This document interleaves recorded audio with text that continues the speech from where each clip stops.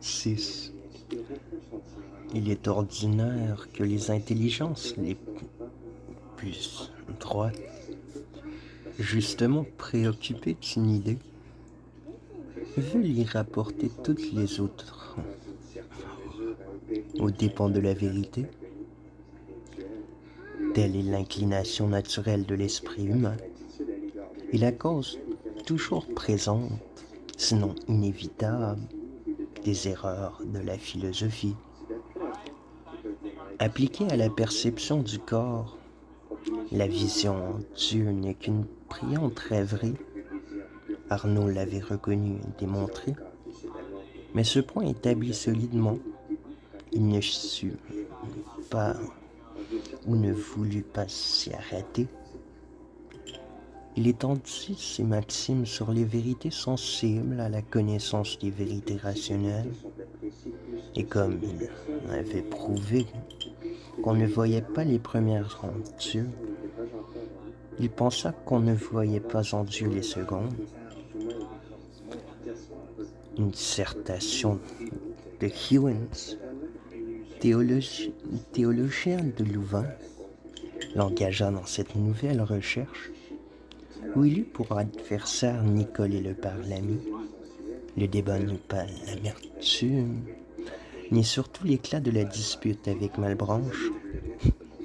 On échangea de part et d'autre une réplique, et ce fut tout.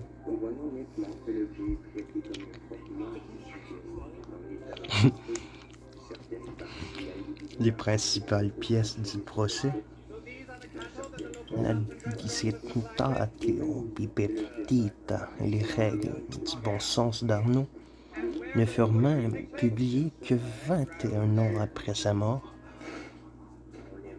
Aussi, malgré l'importance de la question, tous les historiens de la philosophie ont-ils négligé de parler de cette controverse.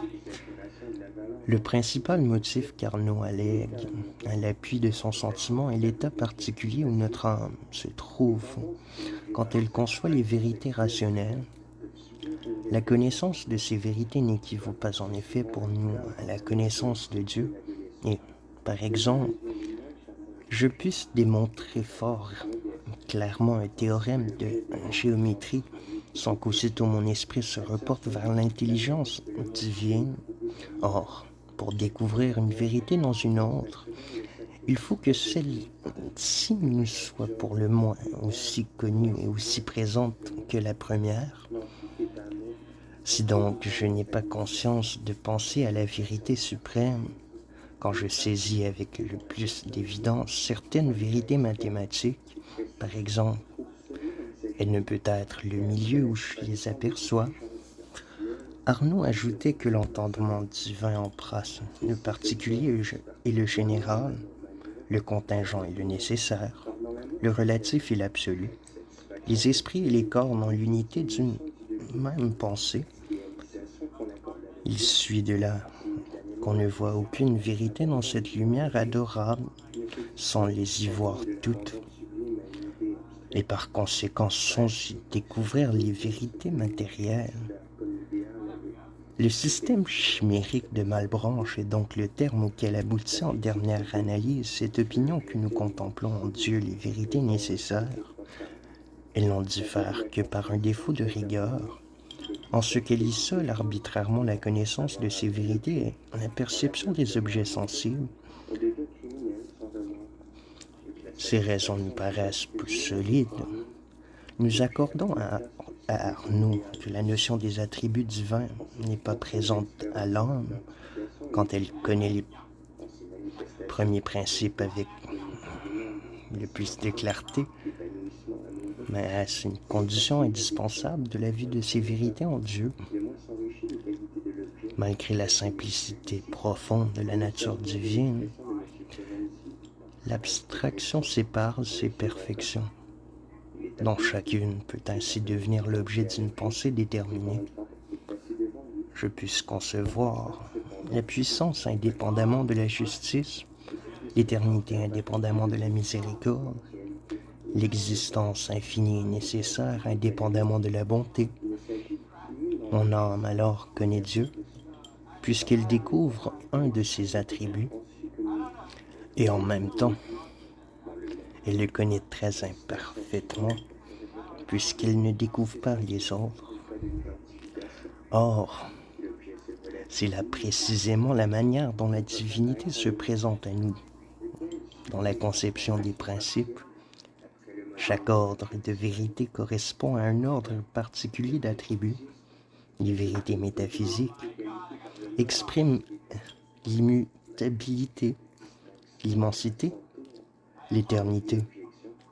Les vérités morales, la justice, la bonté, la providence, l'idée du beau, la beauté suprême et incréée, pour que la vue de la divinité dans la connaissance de l'absolu fût accompagnée de conscience. Il faudrait concevoir ces diverses perfections non obscurément, mais clairement, non isolées l'une de l'autre, mais réunies, non à l'état de pure abstraction, si je l'ose dire, mais rattachées à leur centre. Et comme les forces de l'intelligence humaine n'y suffisent pas, il en résulte que Dieu est à la fois ce qu'il y a de plus près de nous et de plus caché, un être qu'on entrevoit à tout instant et qu'on ignore, une nature dont l'intelligence peut contempler les caractères souverains sans les reconnaître. Arnaud demande pourquoi nous verrions en Dieu les premiers principes, puisque nous n'y voyons pas les objets matériels. La raison en est parfaitement simple, c'est que toute vérité s'aperçoit où elle se trouve. Nous voyons les corps dans l'espace qui les renferme, la figure dans les corps dont elle est une propriété, le plaisir et la peine dans l'âme qu'ils modifient. De même, nous devons découvrir les premiers principes dans une substance nécessaire et immuable, parce qu'il n'y a qu'une substance immuable et nécessaire capable de contenir une vérité absolue. Si les objets matériels étaient des réalités infinies, ils se confondraient avec l'être divin, et nous ne pourrions les contempler que dans son essence. Mais ils sont particuliers, contingents, corruptibles. Il n'est donc pas étonnant que l'esprit les aperçoive ailleurs que dans l'intelligence divine, quand bien même il puisserait la connaissance de quelque vérité à cette source ineffable. L'explication qu'Arnaud substitue à la théorie de Hume et du Pélamy est assez embarrassée.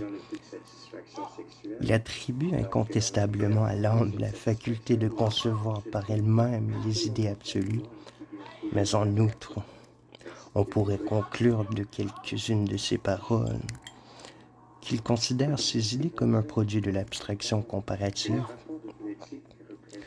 Si elles étaient l'opinion d'Arnaud, il aurait commis une des méprises les plus graves où la science de l'esprit humain puisse tomber. Sans doute, le travail de l'intelligence sur les perceptions élémentaires est une source féconde des jugements, mais il n'explique pas la connaissance des premières vérités. Comment ne serait-elle qu'une simple combinaison d'éléments particuliers relatifs, puisqu'ils sont universels et absolus, ou l'œuvre de la faculté de raisonner, puisqu'ils forment la base et la condition même du raisonnement?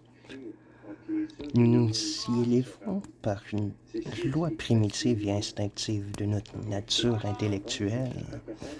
Nous ne les créons pas. Toute autre manière de les envisager suppose qu'on a altéré leur caractère et a des suites également funestes pour la morale, pour la religion et pour la science. Quoi qu'il en soit, et quand bien même Arnaud n'aurait pas été infidèle jusqu'à ce point à Descartes, à ses propres opinions